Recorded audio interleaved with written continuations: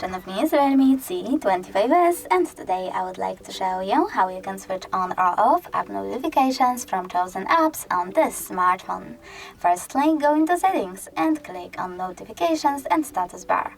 Over here, you need to tap on More Notifications and select one of your apps, like Calendar. Now, when I click on the switcher next to it, all notifications from Calendar are now blocked. If you wish to enable them, click on the same switcher. You can also just click on one of your apps and manage notifications from here. Thanks so much for watching. If you enjoyed this video, leave a like, comment and definitely subscribe. Bye!